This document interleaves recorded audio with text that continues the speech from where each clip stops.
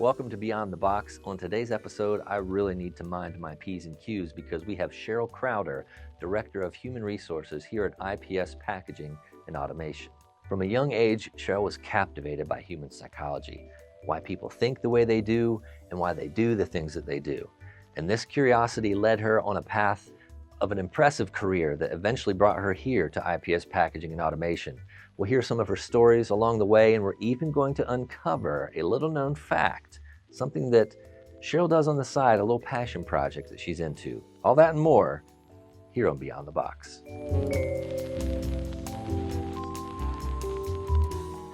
Well, Cheryl Crowder, you made it down the hallway to the studio. Yes.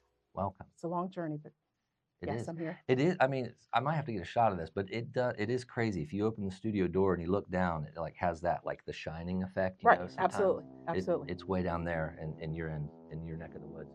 So, Cheryl, I'm just going to jump into it because time is precious in life and on Beyond the Box. Absolutely. Let's just go back. Let's just go back a few years. On any given day, what would you most likely find little Cheryl doing? Around the house, around the yard, those sort of things. What would you get into? Watching Murder Mayhem. What is it? Murder Mayhem? Yes. Is that the neighborhood or is that a show? Well, it depends on any given day. It could be the neighborhood or a show. Right.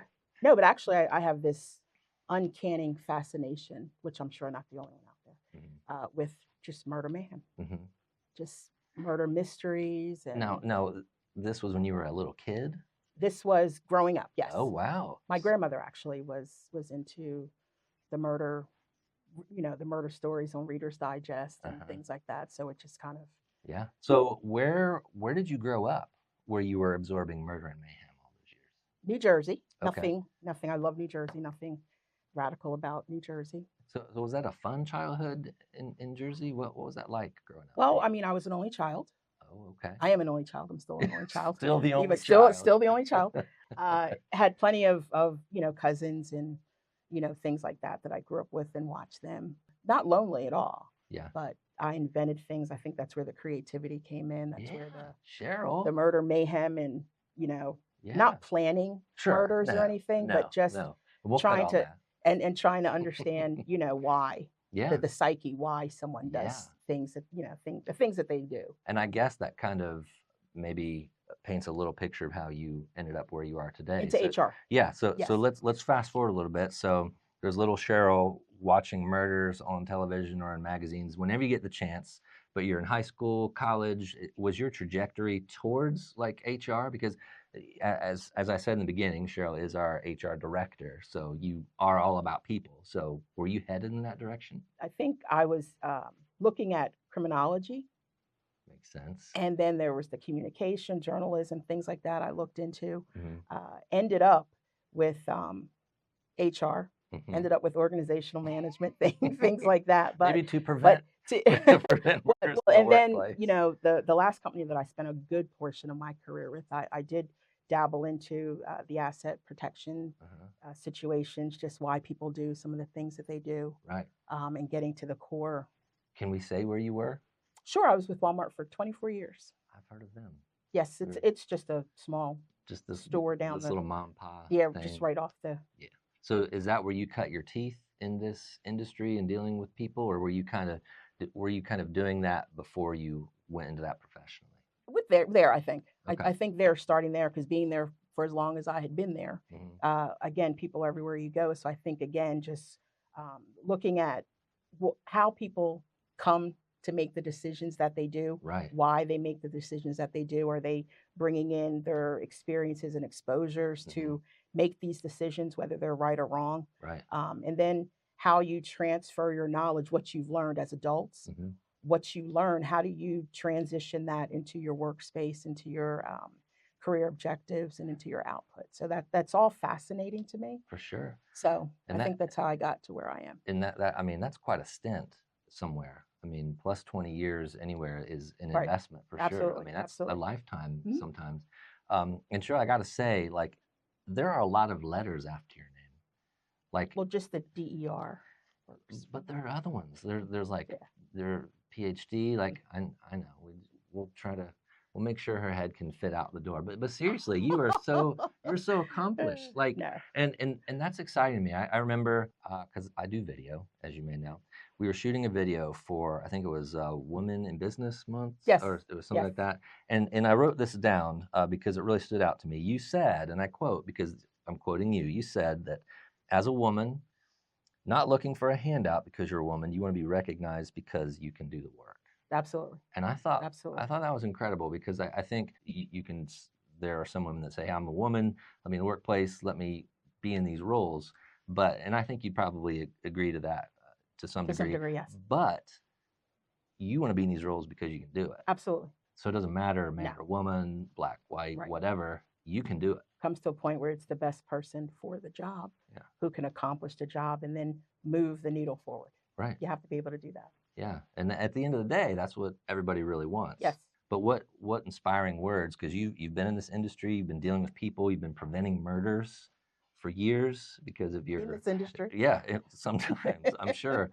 What might be some encouraging words about or to a woman that's looking to advance her career in the workplace, or is that even a fair question? I think it is a fair question, and I think for women today who are mothers, wives, sisters, they're taking care of their elderly parents, don't be discouraged and think that because you're dealing with life's issues or you've made decisions that don't necessarily put you where you can give 205% of your time, that now in 2024, so many companies are making decisions that are based on what you can do, what you can bring, and then, stepping back and saying, okay, I have this, I have childcare, I have this, I have this to do.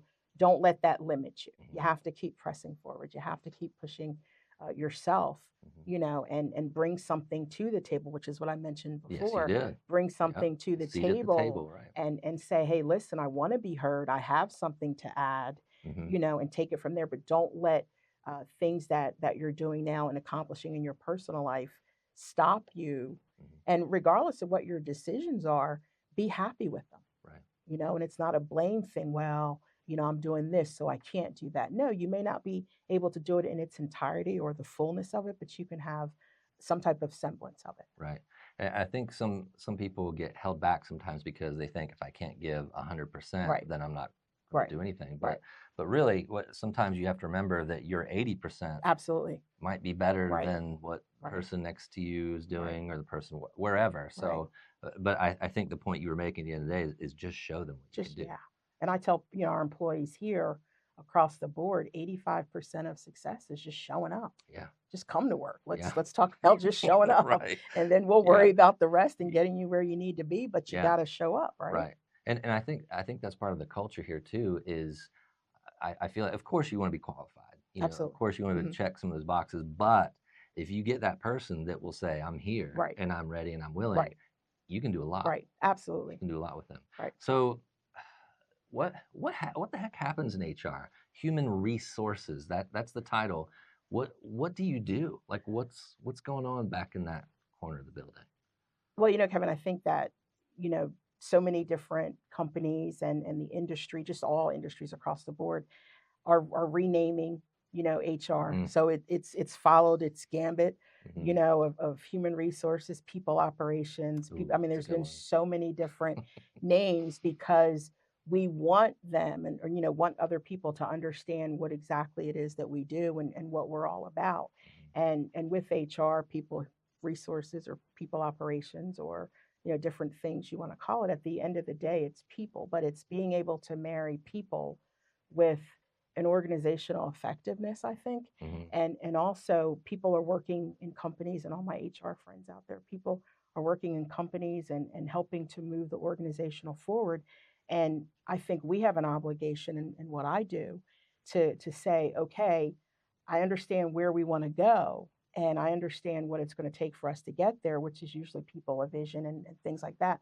But we need to make sure that we need to make sure that we're doing the right thing for our people. I think with us, we have to balance, and that word comes back in, where we want to go as an organization. We're there to help get us to where we need to be, because it's those people. We're not all drones and AI figures, right? But our people are going to help us get there. So what is it that we need to do to make sure we've assembled the right group of people, we're doing right by them, and these are the people that are qualified and able and ready and willing to get us where we need to be. So it's that balance. And unfortunately, in any place you come across, there's going to be some people that are not in those positions. So you have to make some tough decisions. And, that's where But sometimes what I've seen here, and I appreciate this so much, like as I've said before, my background is I've worked for myself a long time, or I've worked for smaller organizations. This is the first time that I've been a part of a really large organization, and I have a team. Like we have a team. Right. And I've appreciated so much the training, like as far as like managing and like dealing with people, because you're talking about those tough decisions, and sometimes like the tough decision is to like, let's have a real heart to heart, because if you've got an exceptional employee that's been tracking like this and all of a sudden boom, I mean, you don't cut them loose. No. You ask those questions. That's where you get into the site. So you see how it's coming together. Can you see why Cheryl's here? Like all the murder and mayhem, there's a silver lining to all that, and just the psychology of the human being, and hopefully taking some of that murder and mayhem and giving that life and order. Right. I just came up with that. Or I didn't law even and order. write that down. I like law and order. Criminal Minds. John reminded me to drop that in there. Is that the one that has the sound? No, that's Law and Order. So I was right. Yeah, you were right. Right. Yeah. Probably do that again. As we're building a family here, not just here at IPS, but I think out there, as people get to know our company and our family here, sometimes family members don't know everything about each other, and sometimes they learn a little fact, or it's like, I did not know that. Okay. So Cheryl Crowder, right here for the masses, what might be something about you that might surprise everybody? Something that you're into, a hobby or whatever. Well, other than the murder mayhem. Yeah. I mean, that was a bonus. Yeah, I mean, that was if we did DVDs, that would be the bonus feature. Yeah. I actually write short stories. What? Whoa. And I take the experiences that I've had and I couple them with the murder mayhem that I love so well. No way. And and I kind of like to write little short stories. Do you do anything with them? Do you have plans to do? Well, I have them in a little I know I don't have plans because I don't know what'll happen if I get myself out there. Although I do envision a book out there, maybe Murder Beyond the Box, that says C. Crowder. That's my pen, my name. With a character named Melvin, and he has crazy hair. Right, and Melvin's the psychopathic killer. So I see where you're going there, but Cheryl. no, but I think that's a little known Cheryl history fact. Yeah. So is for you, given everything we talked about, I think in being a creative person, that's almost like a brain dump and a way to decompress and deal. Yes, because I have one of my employees, or one of the people that work in HR. She says to me all the time. She says, "Well, we come to you and people come to you, but who do you go to? Yeah. What do you do? Who do you tell? And obviously you saw that confidentiality thing. So I regurgitate all of that into little short stories. Right. I withhold the names to protect the innocent, of course. As you should. So. Well, Cheryl, I'm so thankful, one, that you channel all that into short stories, not into murder and mayhem. And I also thank you for taking a few minutes to swing by the studio here. Awesome. And to share some stuff with me and with our peanut gallery in here right now. Pretty soon, we got to talk to Derek. We got to push these walls out, get some bleachers in here so we can start filling it up. Do you think? Well, I'm thinking the whole Saturday Night Live set would probably be good. Okay. Well, Cheryl, again, thank you for being here, and thank all of you for watching this episode of Beyond the Box. Stay tuned, because we have some more folks coming down the line that are just going to be so exciting, and I don't know how we can top this one now. I really don't. Oh, that was nice of you. Well, it has nothing to do with me being HR or anything. No, just a nice guy. Just a nice guy. Yeah. Okay, great. See you next time.